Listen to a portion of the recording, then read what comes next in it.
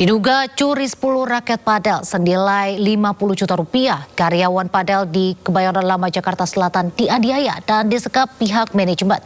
Kini 4 pelaku penyekapan ditetapkan polisi sebagai tersangka. Mana bang? Udah ketemu?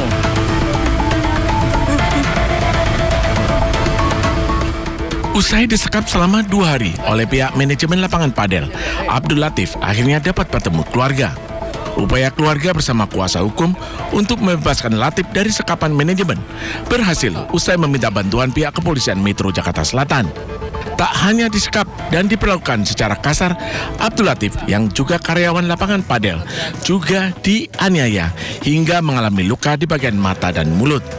Pemicu penyekapan berawal dari tindakan pencurian yang dilakukan di tempat kerjanya. 2 bulan bekerja di lapangan padel, Latif mencuri 10 raket yang akhirnya diketahui pihak manajemen dengan total kerugian mencapai 50 juta rupiah. Bukannya membuat laporan polisi, pihak manajemen padel justru melakukan tindakan sepihak dengan menyekap dan menganiaya Latif. Keluarga korban berjanji akan mengganti rugi dengan melakukan mencicil pembayaran sebanyak 1 juta rupiah per bulan. Namun ditolak pihak manajemen hingga 2 kendaraan milik keluarga Latif dirampas pihak manajemen sebagai jaminan. Jadi kami itu melaporkan pagi-pagi tanggal 24 itu ke Polres itu 2 laporan. 1 laporan perampasan motor adiknya, yang 2 adalah penyekapan, penganiayaan, kemudian penganiayaan berat ini, kemudian ada beberapa pasal yang seperti adalah intimidasi, Bang. Saat ini, Polres Metro Jakarta Selatan telah menetapkan 4 tersangka dalam kasus penyekapan dan penganiayaan. Dari Jakarta Selatan, Helmi Sajangbati, iNews melaporkan. Sebuah tempat percetakan di Jalan Kalibaru Timur, Senen, Jakarta Pusat digerebek sejumlah orang dari LPH Forum Pemuda Kalbar. Dalam penggerebekan tersebut didapati 3 pemuda yang disekap di bagian ruangan belakang. Lihat ya, sampingnya. Aksi penyekapan diduga dilatar belakangi aksi pencurian. Salah satu korban penyekapan dibantu 2 temannya yang diminta mengantarkan barang curian. Namun aksi pencurian tersebut diketahui pemilik percetakan hingga ketiganya disekap dan dipasung. Meski pihak keluarga telah membayar tebusan sebesar 50 juta rupiah, namun ketiga pemuda yang disekap tak dilepaskan. Salah satu keluarga korban pun melapor ke LPH Forum Pemuda Kalbar.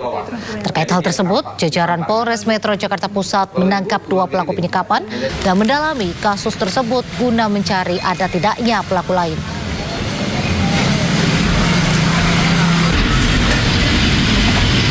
Keluarga 3 orang yang disekap ini sudah melakukan pembayaran 50 juta, namun selama 3 minggu ternyata ke-3 orang ini belum dilepaskan oleh terduga pelaku penyekapan, sehingga kemarin Piket Reskrim dan Pamapta mengamankan 2 orang sebagai terduga pelaku penyekapan ke Polres Metro Jakarta Pusat.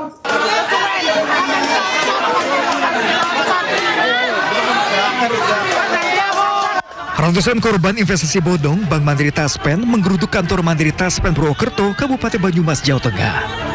Saling dorong pun tak terhindarkan ketika ratusan warga korban investasi bodong yang merupakan pensiunan ini berusaha masuk kantor. Melakukan transaksinya di bank dengan form yang ada, tapi semua itu tahunya ini adalah transaksi dengan diri. Mohon berapa kami diberi umur panjang. Jangan mau dikasih makan sama Mandiri Taspen gara-gara utang. Punya sakit. Bahkan karena takut menahan emosi, sejumlah emak sambil orasi pun menangis. Mereka menuntut Bank Mandiri Taspen mengembalikan uang dan membatalkan kredit mereka. Pasalnya, akibat ulah dari salah satu karyawannya menjanjikan simpanan investasi, mereka kehilangan ratusan juta rupiah.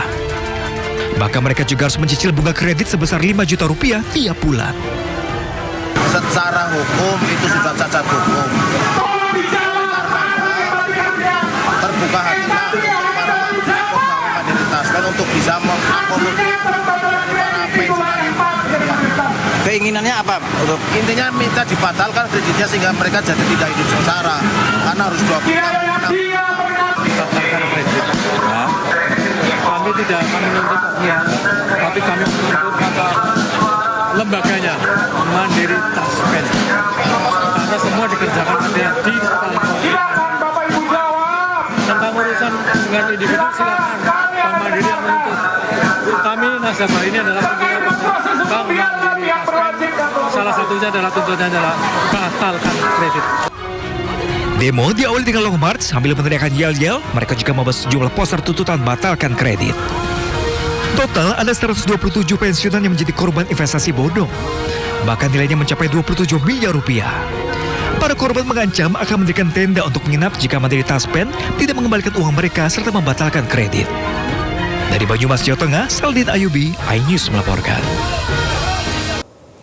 Cemburu dan lelah bekerja jadi alasan Taufik Hidayat menyekap dan menyiksa YTR, gadis asal Bandung, secara brutal. Pelaku yang bekerja sebagai penagih utang juga disebut temperamental dan kerap mabuk minuman keras. Alhamdulillah udah kita amankan. Atas nama siapa? Cemburu buta dan stres akibat tekanan pekerjaan. Rupanya itulah motif Taufik Hidayat menyekap dan menganiaya YTR yang tidak lain kekasihnya. Kita menuju Polda Jabar ya. Bang, awas bang, kanan bang.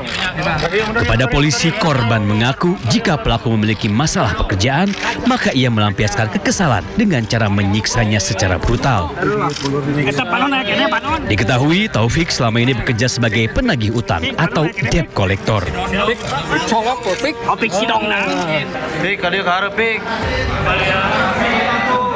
Tidak hanya itu, pelaku juga hampir setiap hari mengkonsumsi minuman keras hingga kerap memicu pertengkaran dengan kekasihnya dan berujung penyiksaan.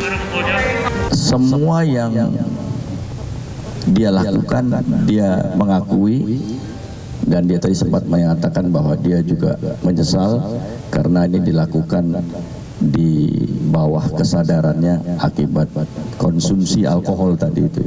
Setiap hari ini konsumsi alkohol, selalu berdebat dengan bercecok dengan kekasihnya dan terjadilah penganiayaan seperti itu. Taufik kini telah menjadi tersangka kasus penyekapan dan penganiayaan. Ia dijerat dengan pasal 451 tentang penyanderaan dengan ancaman hukuman paling lama 12 tahun penjara. Polisi juga menjeratnya dengan pasal 446. Sementara kondisi kekasihnya kini mulai pulih dan masih menjalani perawatan intensif di Rumah Sakit Hasan Sadikin Bandung. Tim Liputan iNews melaporkan. Purdadi Pak, Jalan Purdadi Sunggal. Asap pekat membumbung tinggi saat api membakar gudang penyimpanan bahan bakar pembuatan sepatu di Jalan Pendidikan Sunggal, Deli Serdang. Sejumlah ledakan sempat terdengar dari dalam gudang yang menyimpan cairan kimia dan bahan dasar karet. Diduga kebakaran berawal dari percikan api yang menyambar material mudah terbakar. Kerumunan warga yang memadati lokasi sempat menghambat akses masuk mobil pemadam kebakaran. Api baru padam setelah 4 unit pemadam kebakaran dikerahkan ke lokasi. Yang terbakar ini gudang atau pabriknya Pak? Untuk yang terbakar ini gudang penyimpanan bahan baku. Gudang penyimpanan bahan baku ya? Untuk saat ini kita sedang mengerahkan dari damkar itu ada 4, 3 dari Kabupaten Deli Serdang, ada 1 dari Kota Medan. Belum ada laporan korban jiwa, sementara penyebab pasti kebakaran masih dalam penyelidikan.